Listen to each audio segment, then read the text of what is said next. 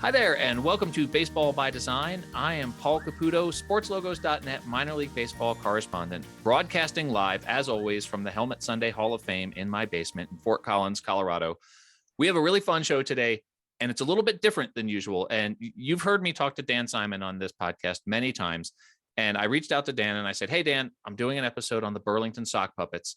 And Dan said, okay. He says, I'm always happy to talk to you because Dan is always very generous with his time. But Dan said, this is as much fun as I've ever had designing a logo. And part of the reason that this was so much fun was that the team itself, the folks with the team are just a hilarious laugh-a-minute riot.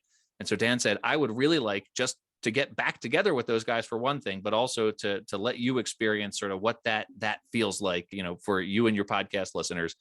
So I am joined by Dan Simon of Studio Simon. Again, Dan, thank you for being here. You're welcome. Thanks again for having me.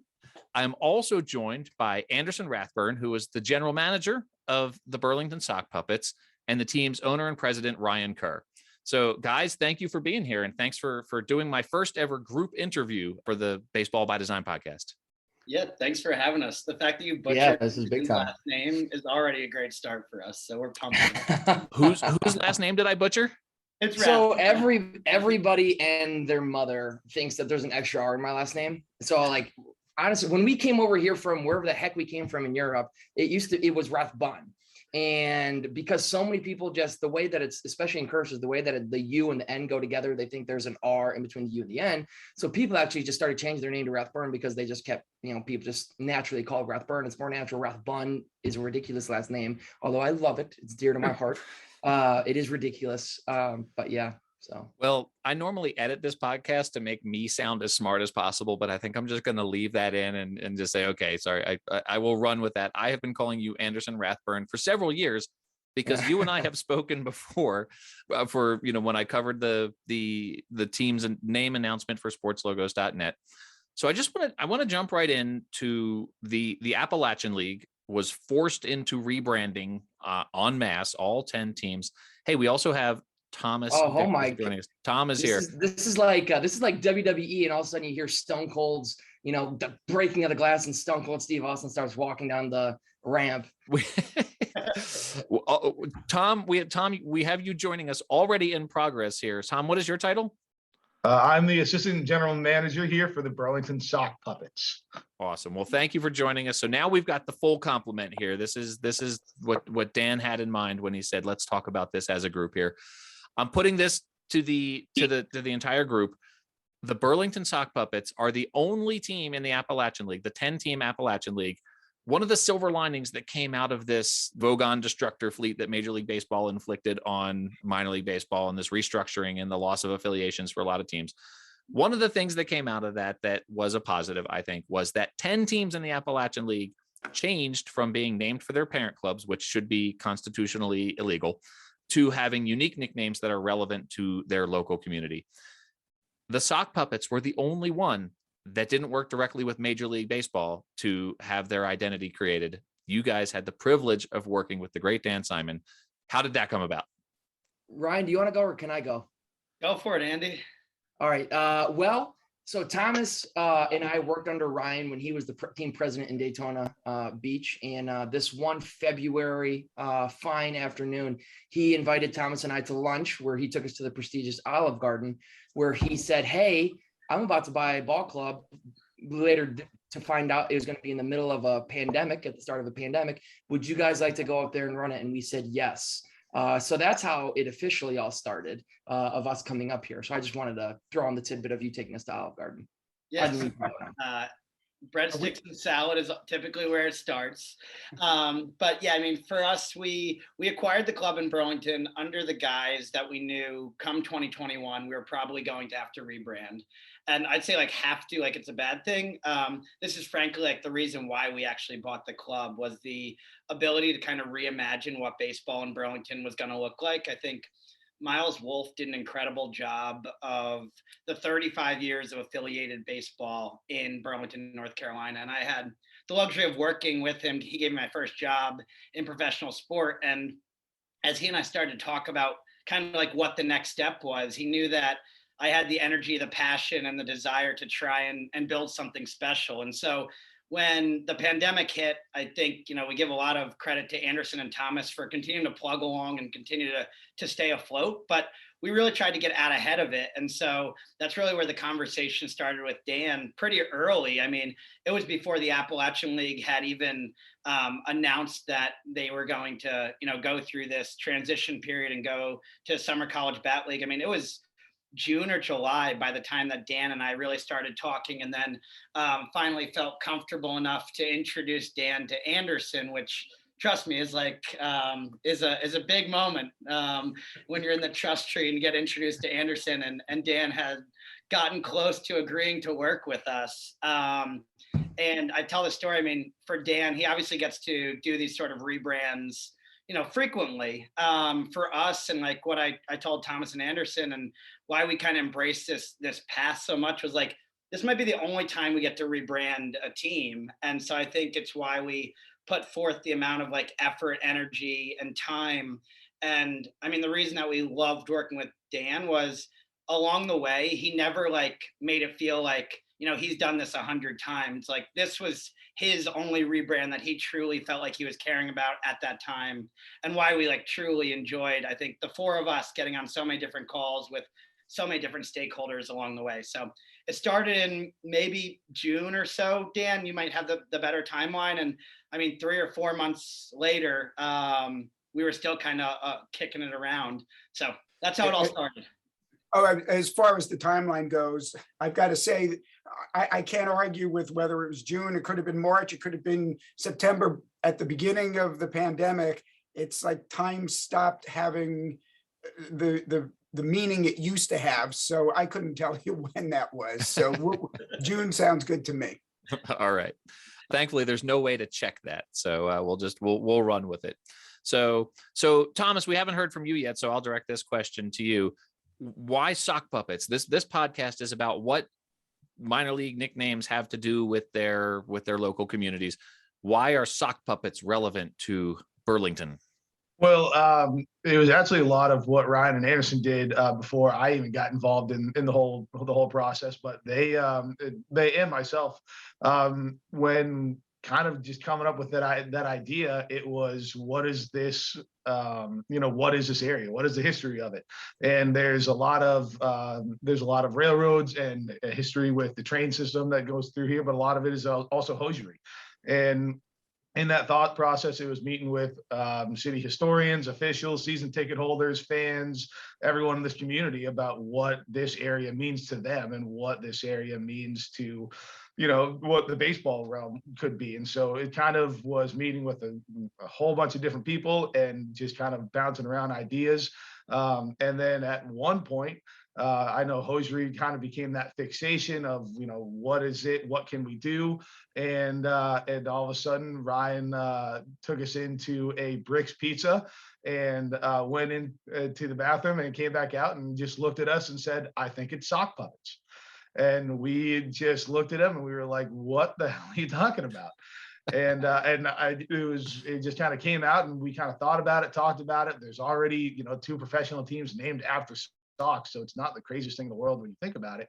Yeah, I mean, it was just a lot of research, a lot of time spent probably drinking beer and really just hashing out names, working with Dan. Dan was heavily involved in all these meetings as well. Dan, you look phenomenal, by the way. Just Oh, go on. But yeah, I mean, Ryan and Anderson could probably talk a little bit more to it. But yeah, I mean, it was just a lot of research, a lot of meetings, and then finally it kind of came down to, all right, well, this is the name, and I think even when one of our final last meetings with Dan, when we kind of already had talked with Ryan, where Ryan basically said, I like sock puppets, I think it's, that can be what it is. Dan kind of sat down on our Zoom call and just said, "Guys, I think I have a name. I don't want you to hate me. I think it's cool. I think we could do it. And I think it should be sock puppets." And we were just like, Ryan had to have paid him, money to come up with this. But no, it was just two great minds thinking alike. Well, I was ready to walk out of the room. Well, yeah, I want you guys to tell that part of the story, but let me just add on to what Thomas just said. Listeners, this is Dan talking again. If you don't recognize my voice from previous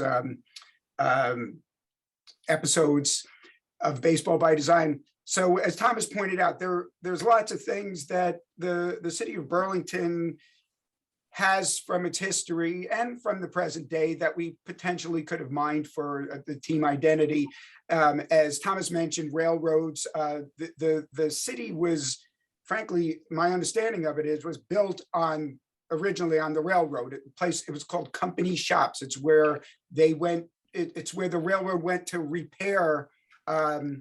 They set up a giant repair shop there in Burlington. It was known, the city was known as Company Shops. Later, there were other things. There was, somebody helped me here, during World War II, they were making, I believe it was training planes for fighter pilots.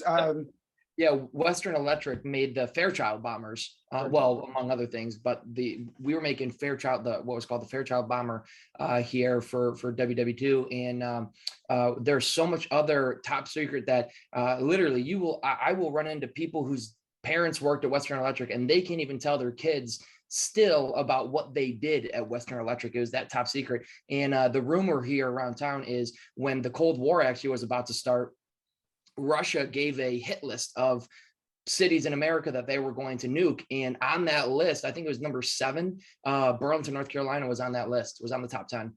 Right. So you had things like that. And then, of course, as many towns in North Carolina can say from their history, there are so many textile mills throughout North Carolina, maybe South Carolina as well.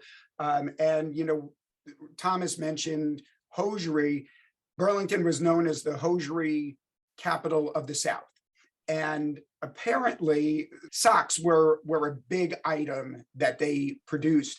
And normally when I'm doing helping teams rename themselves, I don't just come at them with one name. I mine all of these different areas. I then come up with names for not just one direction, but we could go this way, this way, this way, and here's a name or two for each of those. But I had this list, writing down these names, probably a dozen, if not more, what I would consider viable names, but there was just one that really stood out. So normally I do a presentation that shows all these names, but I could not, I was just fixated on this name, Sock Puppets. So what I said on a Zoom call with Thomas and Anderson and Ryan was, guys, I don't normally do this. I just want to run something by you. It's a little crazy, but just hear me out. And when I said the name Sock Puppets, Thomas and Ryan burst out laughing and Anderson hung his head. And so at this point, Anderson, tell us why that was. Yeah, so I think there's 2 ways to receive the name. When you see the name Burlington Sock Puppets, there's 2 names to receive it. The one way is wow, like this is creative, this is cool, this is outlandish, this is fun. And the other is how I unfortunately received it. It's the too cool for school, like that's not a baseball name kind of thing. And when Ryan initially told me that, when Ryan initially told Thomas and I that at the Brooks Pizza, I looked at him kind of joking, but like kind of serious. It's like, if we actually name ourselves the Burlington freaking Sock Puppets, you're going to have to find yourself a new GM. That's what I told him. And it was kind of a joke. We laughed it off a little bit, but in my head, I'm thinking, is like, how the heck am I supposed to like put on, a business card, GM of the Sock Puppets? Like, that's ridiculous sounding, right? Like, I had the too cool for school mentality. And then when Dan started saying this, I stopped Dan right before he said Sock Puppets. He said, I have this name that I need to tell you. I stopped him and I looked at Ryan because we weren't together at the time. I looked at Ryan on the Zoom. I said, I swear, Thomas, Ryan, if this is what I think it's about to be. So Dan said it. Those 2 start laughing. I hang my head. I'm like, what the heck? And I look back on that now, and it's just like I cringe that I was embarrassed about it, because it's been I'm gung ho team Sock Puppets. Like, I wait. Like, Tom is probably a little bit more so than me. He actually has a driver. He has a driver head cover of a sock puppet. I'm not at that level yet. I want to get there. He just is a little more creative than me. But yeah, it's like it's so funny. It's so goofy. And it's just like I slapped myself in the face. Thing is like I was upset about, honestly, a gold mine. It's just like it's so solid and funny that, like, why would I ever not want to be a part of something that's just so stupid? Why would I ever not want to be part of something that's just so stupid? Exactly, but in a good way.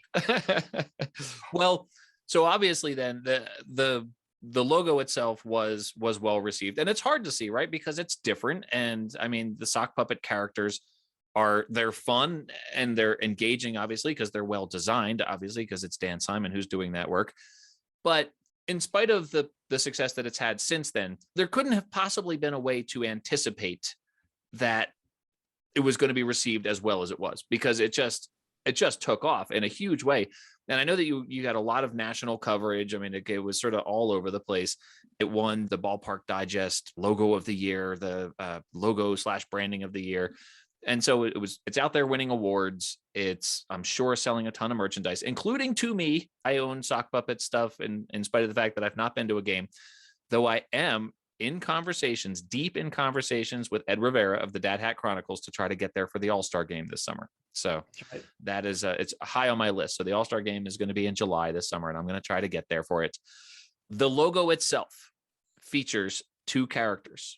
And there's a big divide in the Twitterverse here about the 2 characters. You've got Cool Guy, who is wearing sunglasses. He's got his cap backwards, Ken Griffey Jr. style.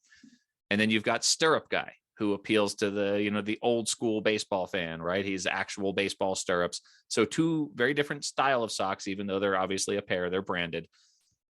I want to know from you guys. I'm going to put you on the spot here, and I have a clear vote. I have a vote, but I would like to know from the 4 of you, Team Cool Guy or Team Stirrup Guy? Start with Ryan. Okay, Ryan. There's a huge divide on this call. The reason that there's 2 is because there might have been some punches thrown if we went one over the other. I am definitely Team Cool Guy. All right, Ryan is Team Cool Guy. Thomas, how about you?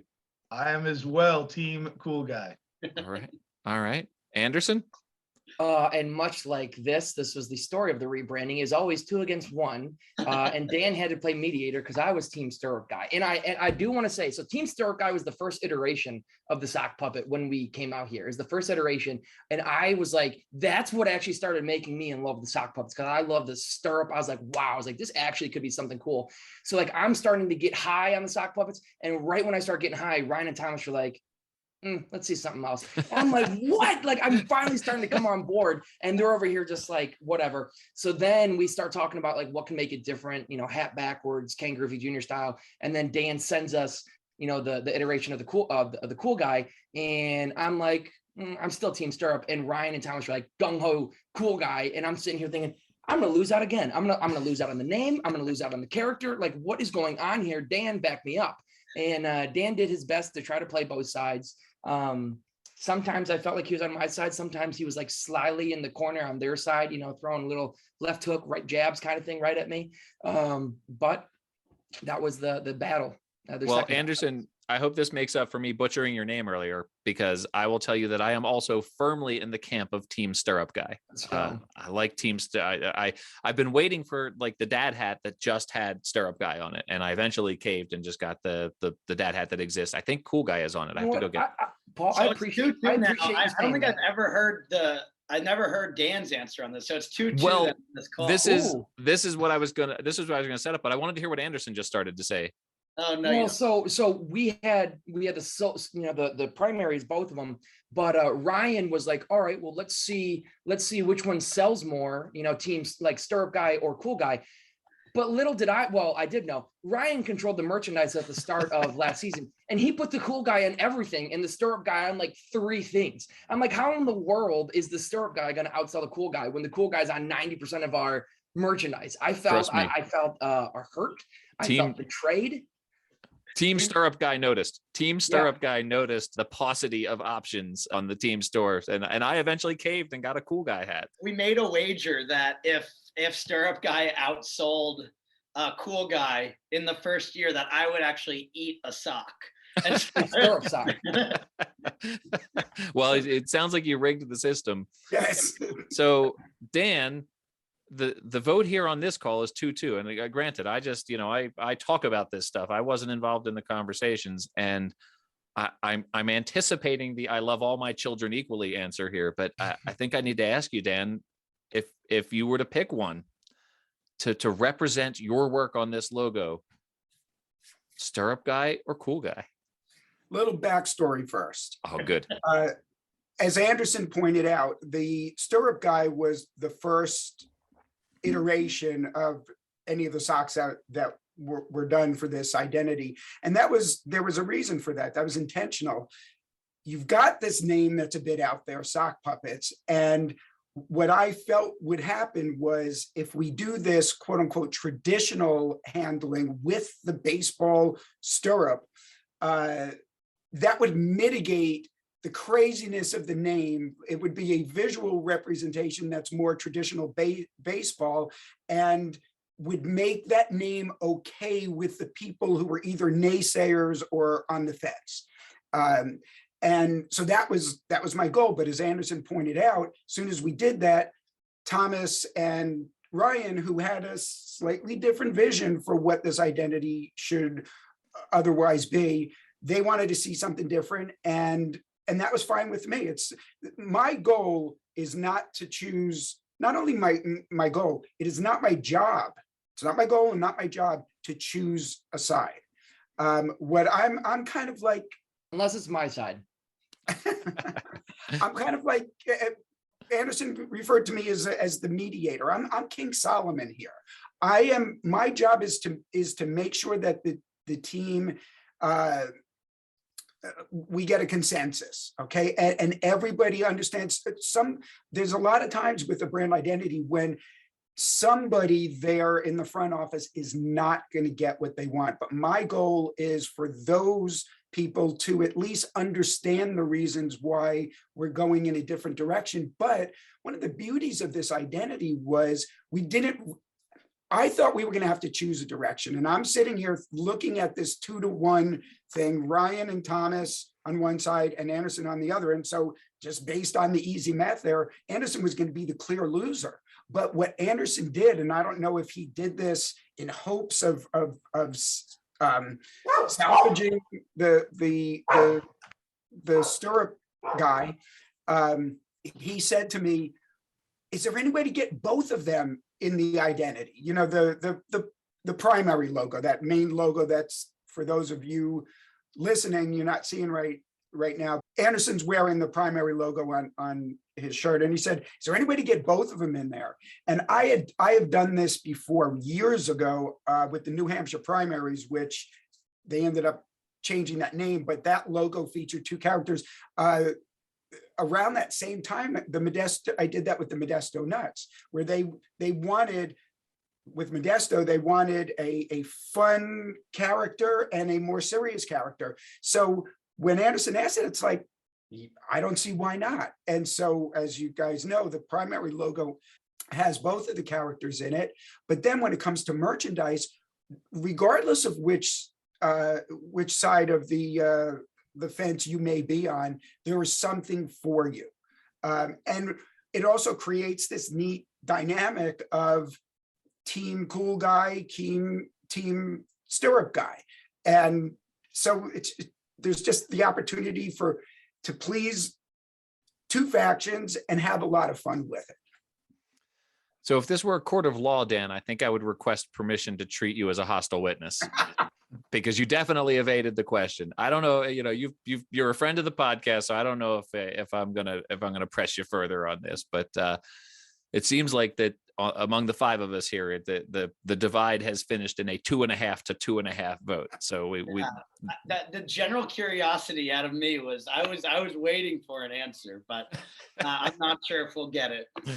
And well, you can rank me, Ryan, and Anderson now. Anderson's not here, so 1, 2, 3. Who you got? Yeah, who's your favorite? It's like asking me who my favorite child is, and it's definitely Anderson. Well, so Anderson just jumped up and ran away because the one thing that is a 100% guarantee on a group Zoom call is a barking dog. So we had Anderson jump up to handle a barking dog situation for sure here. Yeah, the city left the gate open, so we just had some random person walk in. And I just want to say, Dan's always on my side, was mainly on my side because I just complained the most. So I just cried, and he was like, honestly, his father instance came out and he just like tried to coddle me. That's probably pretty much how it happened. And Andy, he chose cool guy. He did not. That's a lie. This is what you get for stepping away for a second, Anderson. This is now I'm gonna step away for good. I'm never gonna talk to Dan again, I don't think. Anderson, listen to the podcast when it's up and when Paul drops it in, you'll hear what the answer actually was, or So what, or wasn't. So as with the Modesto Nuts, this sort of the having multiple characters in the logo has afforded you the opportunity to sort of expand that roster of characters. And that's been sort of interesting to see. And I know that you've done a few already where you have the two cool guy and the stirrup guy in the primary logo, but then you've had additional characters since then. Can you talk about sort of what, that flexibility has offered you guys and how that has functioned as part of the brand? Yeah, absolutely. So if we go back to Brick's Pizza, it all starts at Brick's Pizza. When I initially said, we went through a lot of these conversations with Dan and with community stakeholders. And yeah, I had that moment, I was like, holy shit, we're going to be the freaking Burlington Sock Puppets. This was before hearing from Dan. And I said it to my wife, and we've obviously had this for 6 or 9 months, knowing that like we were going to rebrand. So obviously your names are floating even before you're even having these conversations. And Sock Puppets was like the one for her that like ultimately stuck. And I think the reason then she kind of convinced me of it was like, you could actually build some like Sesame Street sort of vibes, like all the different characters that could be created with the sock puppet, identity. And so I think what we then envisioned was rolling out community character after community character after community character, which Anderson has played like a really vital role with Dan in trying to now build all of these different community characters. So yeah, if we look back at this entire thing, I think the name Sock Puppets was so unique. Then the fact that like Dan was able to bring that to life, like it's one thing to have a name of Sock Puppets which both Dan and I were able to independently get to after a lot of conversations, which is pretty incredible just like in itself. But then for Dan, and Anderson had that moment, right, where he saw the stirrup. And I mean, frankly, Thomas and I saw the stirrup too, and we're like, holy smokes, like this is a sock puppet coming to life. And I think that's what Dan did so well, was bringing the logo or the name to life. And then I got to give Anderson and Thomas a lot of credit. And I think the name Sock Puppets resonated so much with me, was like the layers that was going to be able to be created with that. And so I think part of the reason that Thomas and I kind of not pushed back, but wanted to do more and wanted a cool guy with the backwards hat is like, we weren't all about going at the Sock Puppets name and just being normal. Like we wanted to lean in at every single turn. And I think that's what Anderson and Thomas have done really, really well. So Paul, when you get to the stadium this summer for the All-Star game, at every single turn, it's sock puppet branding. And I think, it was one thing to have a logo and a name, but then to actually convert that into a full brand that has been able to resonate in the community, locally, regionally, nationally, like that's what's made it so great. And so, yeah, these community characters, I think are a really great way for us to continue to build on the Sock Puppets name while also continuing to pay homage to the local community. So I know Anderson could probably speak a little bit more to the actual characters, but that was kind of my take on the characters in a whole, but also how it relates to the name. Yeah, and to go off of that, when we launched like the Name the Team contest, honestly, as a last ditched effort to hopefully find a name that wasn't the Sock Puppets, there are a lot of good ideas, and a huge piece of what we had people do is like, what history does this resemble from Burlington, Alamance County? And we had like over 1,200 names or something like that. And the history pieces were just like really unique. And some things we talked a lot about when we were doing the research findings, some things that we might have mentioned, some things we didn't even know, that there were just like these small little tidbits. But Ryan mentioned he wanted this Sesame Street kind of character style. I prefer the term Avengers. It's more manly, it's more cool and hip. But this Avenger style character set.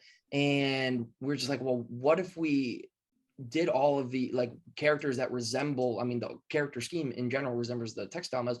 What if we do all these characters that resemble the other piece of history that, and by the, 5 years from now, no brand in the history of brands, sports aside, like your sports included, like everything, no brand will ever be able to tell the actual complete story of the local community which they're from, which I think is really, really cool and really special. We have a really unique opportunity here with the community characters, because they're always going to be part of the sock puppets because they are sock puppets. And so that part's cool. And then on top of that too, with just like mixing up the sock puppets, Thomas is a genius. First of all, he's one of the funniest I'm not going to say the actual word that I was thinking of. He's one of the funniest dudes you'll ever be around. And he won't hold anything back, specifically to me. But anywho, he won't hold anything back in general. And the celebrity sock line that he came up with is awesome. And he has an artist friend that he works with. And so the characters so far, what have the additional characters been, and what do you have planned for 2022? Yes, so the first character we released last year on May 16th is the 250th anniversary of the Battle of Alamance. So we released this militia style sock puppet, if you think of like Mel Gibson in The Patriot kind of thing. We released him on the 250th anniversary, and the Battle of Alamance was the first confrontation, a lot of people say, of that sparked the American Revolution. It really wasn't a battle. It was a bunch of farmers who were pretty much fed up with the British soldiers quartering in their house and all this stuff. And so they took up arms and tried to battle the British Army, and that was kind of sparked the first confrontation here, like I said, in the South, at least, for the American Revolution to really take form. And then this year, on May 4th, it's the 75th anniversary of the Burlington Airport Authority, and we'll be releasing an aviator-style theme sock. So think of like Snoopy, in an airplane, or Amelia Earhart style kind of 1940s aviation pilot. We'll be releasing that on May 4th this year, and we plan to release one community character sock each year for the foreseeable future. That was breaking news, I believe. Paul, congrats. Actually, yeah, we haven't announced that just yet. Yeah, I love to break a story here now. Although by the time this drops, that'll actually be out there in the world already. So unless I release just like a 10-second clip of that on my Twitter page, maybe I'll do that. No 10-second clips of Anderson, please. okay. So the team was the Burlington Royals, which I actually had to Google because teams named for their parent clubs are eminently forgettable. What was, and I know that you came in with the change here, but what was the reaction locally to the Sock Puppets nickname and logo? Locally, I would say from my standpoint, I think it was 50-50, and I think we only saw the negativity. So again, there was a lot of, this is awesome, I love it, I can't wait to go to games. Again, we just getting out of the pandemic, so people hadn't been and seen baseball here for over a year. So I think a lot of people were excited to get back out, love the new name, but in our minds, at least from what I saw from a local standpoint, was just a lot of negativity.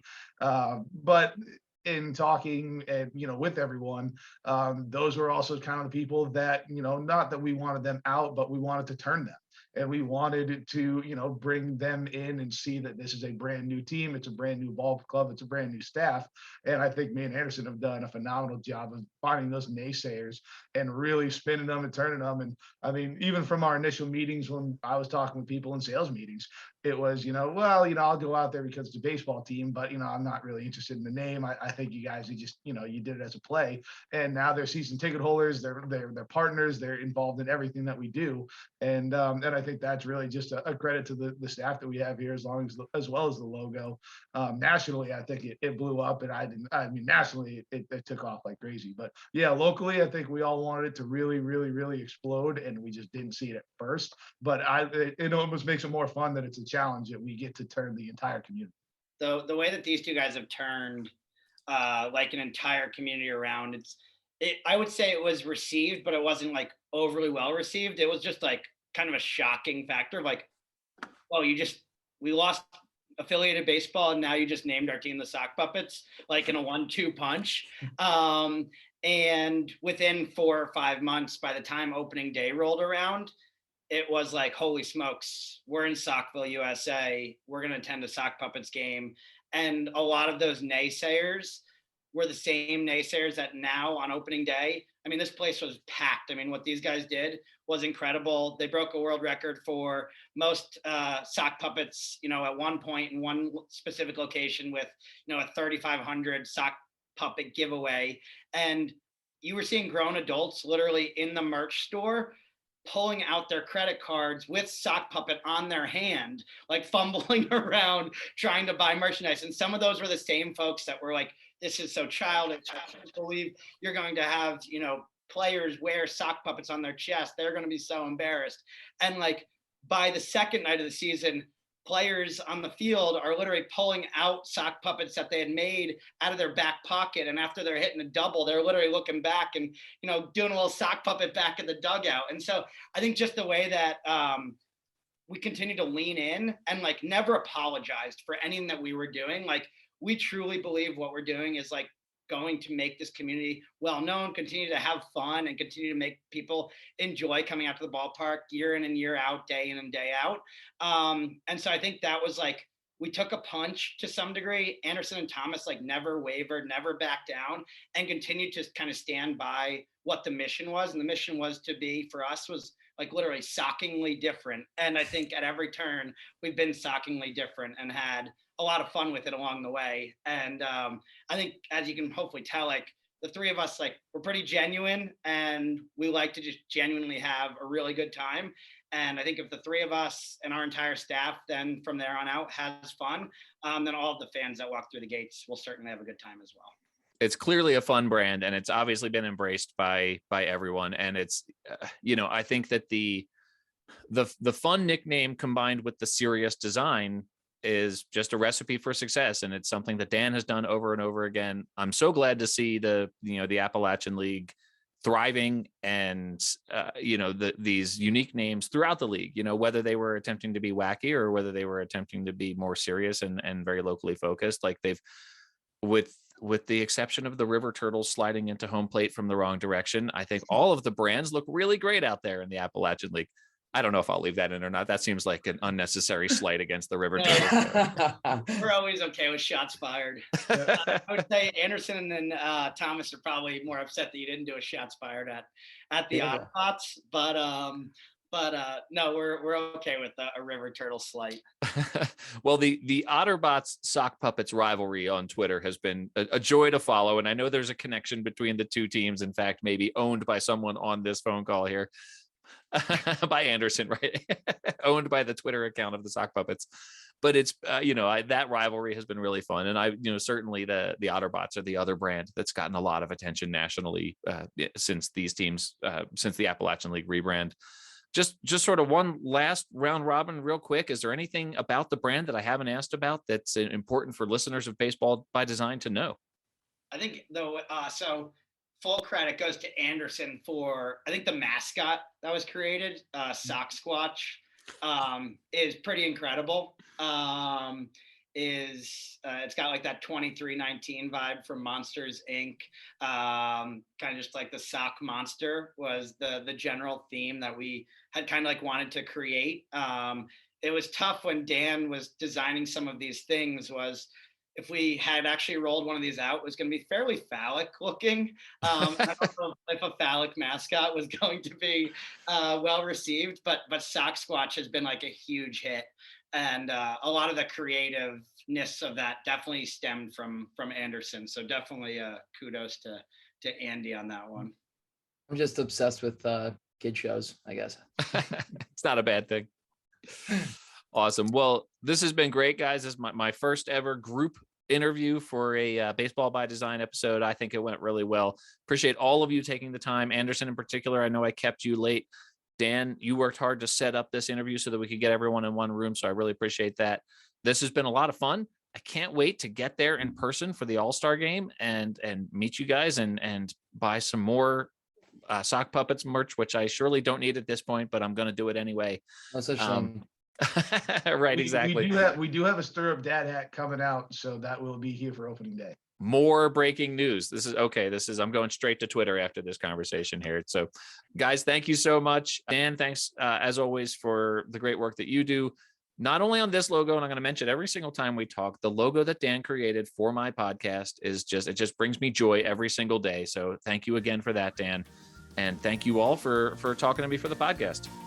Awesome. Thank you, Paul. Thank you. Thank you, Paul. Yeah, Thank this you, is Dan. fun.